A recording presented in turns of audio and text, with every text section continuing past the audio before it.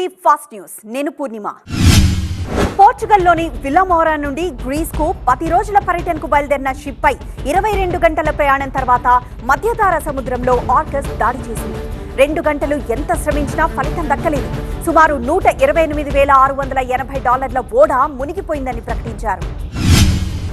ఉత్తర కాలిఫోర్నియాలో అడవి మంటలతో పోరాడుతున్న వేలాది మంది అగ్నిమాపక సిబ్బందికి కొంచెం విశ్రాంతి దొరికిందని అధికారులు తెలిపారు. చల్లని ఉష్ణోగ్రతలు మరియు తేమ పెరుగుదల వలన మంటలు నెమ్మదించాయని తెలిపారు.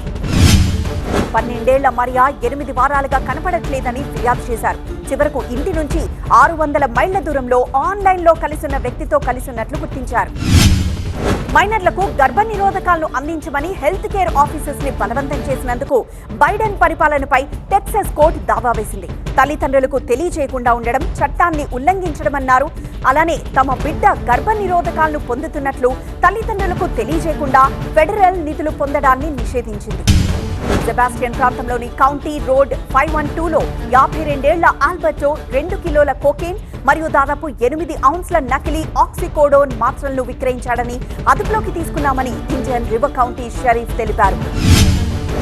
బ్రూక్లిన్ సబ్వే రైల్లో ప్రయాణిస్తున్న 72 ఏళ్ల వ్యక్తి రద్దీ సమయంలో తన బ్యాక్ ప్యాక్ ను ఖాళీ సీటుపై ఉంచాడని మరొక ప్రయాణికుడు దాడి చేశాడు.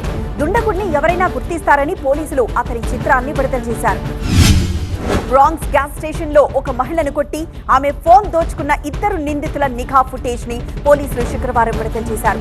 ఇది శనివారం తెల్లవారుజామున 3:40 జరిగిందని తెలిపారు. 53 ఏళ్ల వ్యక్తి మ్యాగ్నోలియా స్కూల్ డిస్ట్రిక్ట్ నుండి $16.7 మిలియన్ మోసగించినందుకు నేరాన్ని అంగీకరించాడు. అతన్ని అదుపులోకి తీసుకుని విచారిస్తున్నామన్నారు అధికారులు.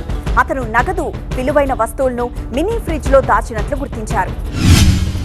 ఆన్లైన్లో సరుకులను విక్రయిస్తున్న శాన్ జోస్ మహిళా కన్వర్సేషన్ గమనించి 3 నిందితులు $4,000 దోపిడీ చేశారు. ఆన్లైన్ కస్టమర్ తో మాట్లాడుతున్నది గమనించి అతని దగ్గరకు వెళ్లి దొంగిలించినట్లు గుర్తించారు.